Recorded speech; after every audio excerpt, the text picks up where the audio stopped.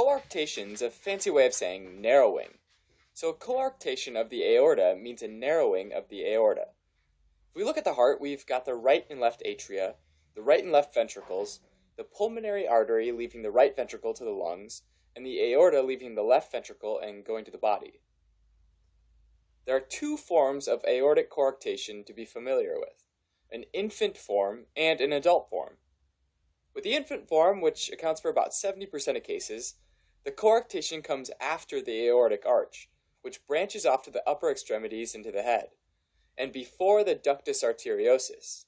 Now you might be thinking, hey, what's this ductus arteriosus thing doing here? Well, typically this guy only exists during fetal development and closes after birth. But with infantile coarctation, the ductus arteriosus is usually still open or patent. So there's a patent ductus arteriosus. In fact, sometimes this form is also called preductal coarctation. So if we draw out a little more simplified version of the heart, we've got deoxygenated blood coming into the right atrium and then flowing into the right ventricle. Now, as it's pumped out the pulmonary artery, it's got two choices, right? One option is to go through the patent ductus arteriosus and continue down the aorta instead. And the other option is to continue on down the way it's going. Well, since it's higher pressure over here on the left side, you might think that blood would say thanks, but no thanks, and keep going down the lower pressure pulmonary artery. But this aortic coarctation adds a little twist.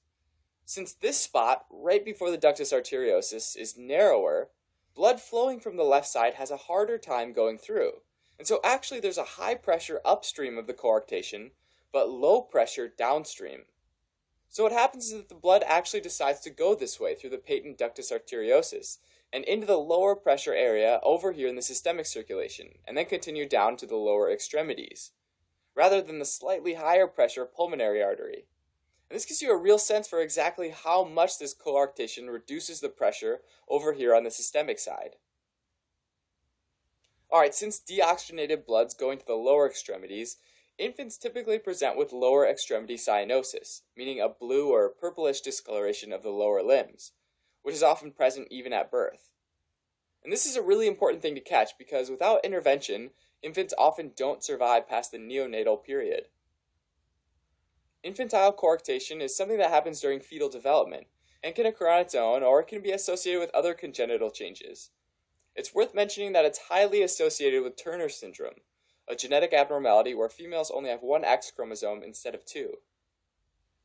Alright, so this brings us to adult coarctation, which accounts for the other 30% of cases, and this typically develops as an adult. Compared to infantile coarctation, in this type there usually isn't a patent ductus arteriosus, and instead it's been long since closed off and is now known as the ligamentum arteriosum. The coarctation usually happens in adults just distal to this ligament. So now in this case there's no mixing of deoxygenated and oxygenated blood. But just like in infantile coarctation, the pressure's increased before the coarctation since blood has a harder time squeezing through this narrowed artery. And it's going to be lower downstream from the coarctation. Alright, so this results in a couple issues. First, upstream issues. Blood flow increases into the aortic branches, and therefore blood pressure increases in the upper extremities and the head. Increased cerebral blood flow means an increased risk of Barry aneurysms, where weak spots along blood vessels in the brain balloon out from high pressures and become tiny sacs filled with blood.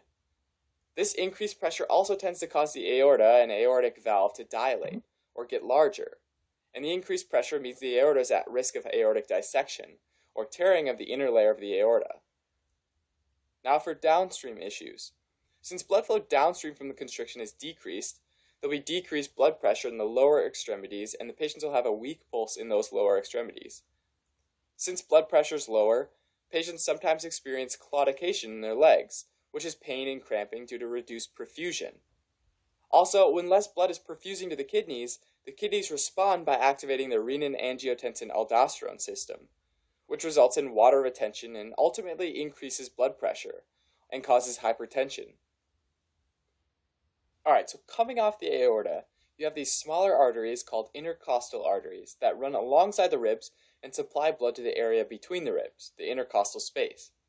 Keeping aortic coarctation in mind, some of these branch off above the constriction, and they're called anterior intercostal arteries, and they branch from the internal thoracic artery, which is off of the subclavian.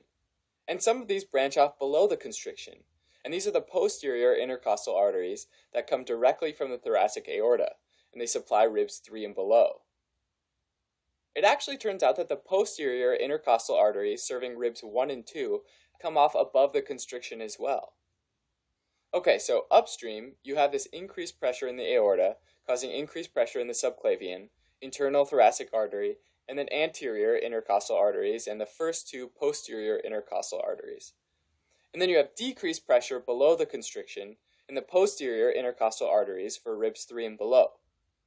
Now what you need to know is that these arteries are normally linked up to form an anastomosis, which means that there's this direct connection between these anterior and posterior arteries.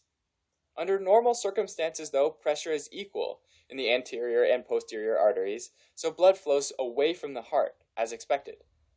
But now that we have this high pressure system in these anterior arteries and low pressure system in the posterior arteries for ribs 3 and below, you actually get reversed flow in the posterior intercostals. These posterior intercostal arteries dilate to accommodate the high pressure, and when the heart beats, they pulsate and literally rub up against the ribs, slowly wearing away the bone. And this can be seen on X-ray as rib notching, typically only affecting ribs 3 through 9, but particularly affecting ribs 3 and 4. Also, because there's a high pressure in both the anterior and posterior intercostal arteries for ribs 1 and 2, there's no reversal of blood flow, and you don't typically see rib notching there. Alright, so there are a couple treatment options for adult aortic coarctation, which are balloon dilation, where a tiny balloon is used to widen the aorta, as well as having the narrowed area of the aorta surgically removed, which can correct the hypertension.